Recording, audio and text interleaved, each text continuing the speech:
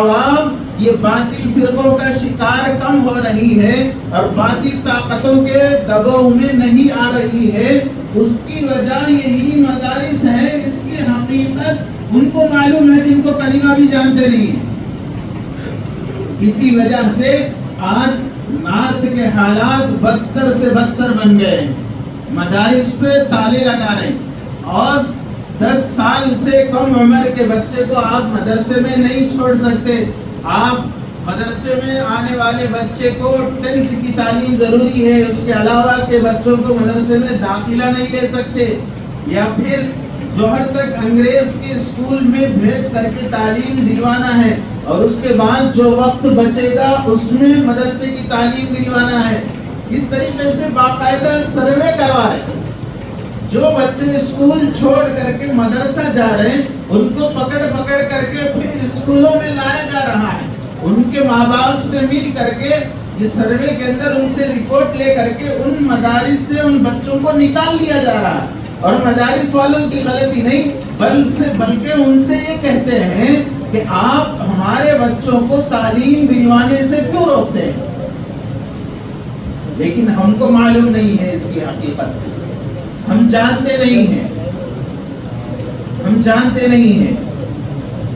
آج دنیا میں جتنے بھی فتنے رونما ہو رہے ہیں، خاص کر کے ارتداد کا فتنہ ہے، بچوں بچیوں کا اسلام سے پھر جانے کا مسئلہ ہے، یہ سارے کا سارا یہ علم نہ ہونے کی وجہ سے ہے۔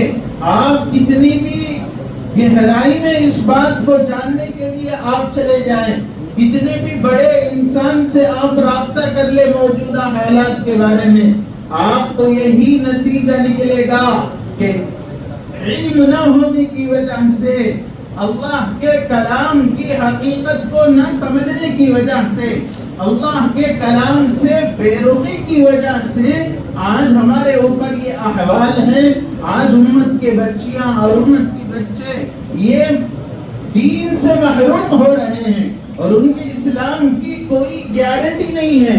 ظاہر میں ہمارے بچے نظر آتے ہیں، عقائد کا ستیاناش ہو چکا ہے، اور عقائد تو بالکل نام کو بھی ان کو معلوم نہیں ہے، اور آسانی سے جس ایمان کو اللہ نے ہمیں بغیر مانگے کے دیا ہے، اور جو ایمان اللہ ہم کو عطا کر کے ہمیشہ کے لیے جہنم سے بچا لیا ہے، اس سے چند لمحوں میں ہاتھ دھو بیٹھتے ہیں۔ وجہ کیا ہے معلوم ہے؟ آدمی صرف ایک طرف کے بیلنس پہ چلنا شروع کر دیا۔ وہ کیا ہے کہ صرف اور صرف انگریزی تعلیم کی اہمیت ہے، کالج کی تعلیم کی اہمیت ہے، مخلوط تعلیم پر فخر کرتا ہے، جتنا بڑے اسکول میں داخلہ دلائے اتنا بڑا گھرانے کا سمجھتا ہے، اور جتنی بڑی تعلیم حاصل کر لے اتنا بڑا آدمی سمجھتا ہے۔ یاد رکھ لے، قرآن کی تعلیم کے بغیر اور قرآن کی تلاوت کے بغیر اور قرآن کو سمجھے بغیر کوئی بھی انسان، چاہے وہ PhD کیا ہوا ہو، وہ حافظ قرآن کی سند سے PhD کی سند ہے کچھ بھی نہیں، وہ کسی قابل کا نہیں ہے۔ اس کی دنیا تو بن جائے گی، لیکن موجودہ حالات میں یاد رکھ لیجئے PhD کی تعلیم بھی بیکار ہے اگر قرآن اور حدیث کی تعلیم اس کے ساتھ نہ ہو۔ قرآن اور حدیث کی تعلیم ساتھ نہ ہو تو انجینئر بھی بیکار ہیں، قرآن اور حدیث کی تعلیم ساتھ نہ ہو تو وہ ڈاکٹری بھی اسے برباد کر دے گی۔ آج یہی پریشانی ہے۔ بھائی وہ تعلیم ضروری ہے، اس کا ہونا ضروری ہے، وہ نہیں ہے تو کیسا؟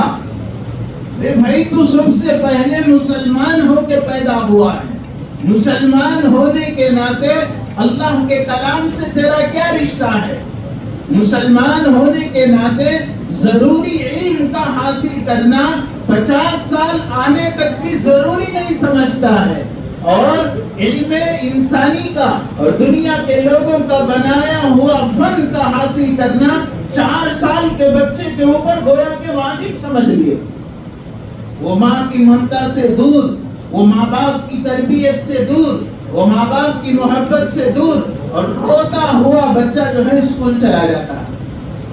کہنے کا مقصد یہ ہے کہ اگر قرآن اور حدیث کی تعلیم نہیں ہے تو پھر وہ تعلیم کسی کام کی نہیں ہے، کسی قابل کی نہیں ہے۔ گزارے کے لیے 2-4 سکے اکاؤنٹ میں جمع کروا سکتی ہیں، لیکن آخرت میں اس سے کوئی فائدہ ہونے والا نہیں ہے۔ آخرت میں اس سے کوئی فائدہ ہونے والا نہیں ہے۔ دا ٹائمز آف انڈیا کی رپورٹ میں یہ بات لکھی ہوئی ہے کہ پچھلے 3 سال میں مسلمان بچیاں 10,000 مرتد ہو چکی ہیں۔ 10,000 بچیاں اسلام سے ہاتھوں بیٹھی ہیں۔ وجہ اس کی کیا لکھتے ہیں معلوم ہے؟ اس کی وجہ ہے کہ قرآن اور حدیث کی تعلیم سے دوری ہے۔ ماں کا گود بھی اس سے خالی ہے، گھر کا ماحول بھی اس سے خالی ہے۔ ماں کا گود بھی فلم انڈسٹری بنا ہوا ہے، گھر کی چہار دیواری بھی فلم انڈسٹری اور ایک اسٹوڈیو بنی ہوئی ہے، اور باپ بیچارے کو تو وقت ہی نہیں ہے، وقت ہی نہیں ہے۔ بچے سونے کے بعد آتا ہے اور بچے اٹھنے سے پہلے دکان کے لیے چلا جاتا ہے، کبھی وقت دینے کے لیے اس کے پاس وقت نہیں ہے۔